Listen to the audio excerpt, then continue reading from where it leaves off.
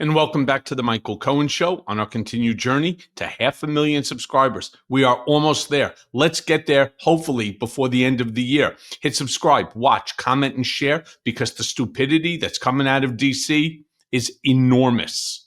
And Donald Trump, once again, he embarrassed us on the world stage. This time, by boycotting the G20 Summit in South Africa.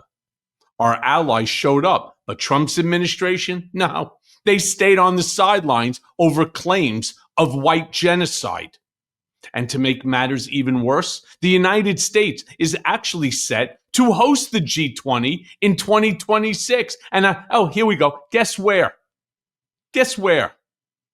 Trump National Golf Club, Doral. On Political Beatdown, my co-host Ben Meiselas and I, we discuss how Trump is leaving a vacuum of leadership on the world stage that is inevitably being taken advantage of.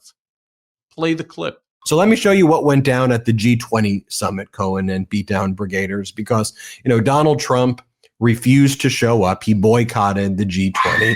He said that there was a white genocide, which is the reason that America was not going to be there, which is a total lie. It's just not true. And it's just horribly racist as well. This is the first time the G20 was on the African continent. Right here, you have this strong black leader in President Cyril Ramaphosa. This is a big deal for South Africa, especially given their history of apartheid and everything they've been through, where they're hosting the G20 right now. Big deal. And to have the United States of America say, nope, you're doing white genocide right now, especially given the history of apartheid. And remember when we had President Ramaphosa show up in the Oval Office and he brought with him the agriculture minister and other white people who are Afrikaners in South Africa. And one of the things Ramaphosa said, he's like, do you think that these people would be here if there was a genocide going on against them? And what they said, the agriculture secretary and the Afrikaners who were there, and as part of this kind of unity cabinet, if you will, is they said, look, there's a lot of crime in South Africa for sure. But there's crime against white farmers, there's crime against black farmers, and it's something South Africa is working on. It's also a beautiful country, as many people know who have been to South Africa. Yet Trump attacks it in that way. And it just harkens back, I feel like, to Trump's past also, and the racism that he exhibited before, but now he's dragged the United States into this right here. Yeah, no, and you're showing right there. What are you showing us? That's the part of the Trump regatta that took place in Palm Beach. Yeah. And again, they're normalizing things of hate. Yeah. The same thing. And it's so on par with what you're talking about with South Africa. We cannot allow them to normalize this. There comes, and I'm telling you, Ben, your voice, my voice, this network's voice is resonating. I've never been more positive that the 2026 midterms, if we stay on course, if we continue to grow and the momentum continues in our favor, there is no doubt in my mind. If we can go back for 1 second, Jeremy, to that chart showing where Trump is underwater. All right. I want people to understand, because it's the same color as my Sharpie here. Red is, and the deep, deep, deep red, that's the one where he's the most underwater. This doesn't look like he's not underwater in what, 1, 2, 3, 4, 5, 6 states, something like that. I mean, this, my friends, is the part that we need to ensure votes the way we want them to vote come 2026. All right. Yeah.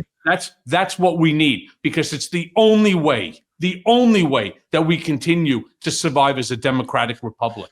Because you remember when Trump would always say, under Biden or Obama or anybody not him, the world was laughing at us, which they weren't. The world really respected the United States. The United States was the leader of the free world. That's how it was viewed. Now you actually have the world both disgusted, laughing, and taking advantage of the United States and its stupidity. It's just objectively what's happening. And I don't say that with glee. I'm just an observer. When I take a look at the G20, which the United States should be the strongest country and a unifying voice in, as we always were in the past, And I see whether it's President Ramaphosa of South Africa, President Lula of Brazil, whether it's Modi of India, whether it's Stubb of Finland, regardless, you have them talking about multilateralism, cooperation. By the way, all of these international conferences, their themes, resiliency, like they're all basically themes that mock the United States leaving the international community. And we've seen that over and over again. And we saw that on display in the G20. And you even have like a Columbia economics professor, Professor Jeffrey Sachs. And, he was one of the keynote speakers speaking in front of the world leaders. And let me just show you what went down so everybody can see, like, they are literally laughing at the U.S. And watch the interpreter right here as she does the sign language for tantrum. I think it's good that we all learn the sign language for tantrum. So when Trump's having a tantrum, we know how to sign language it. Here, watch this. Why isn't Donald Trump coming tomorrow? Because he has a 4-year-old mentality, and he's having a tantrum.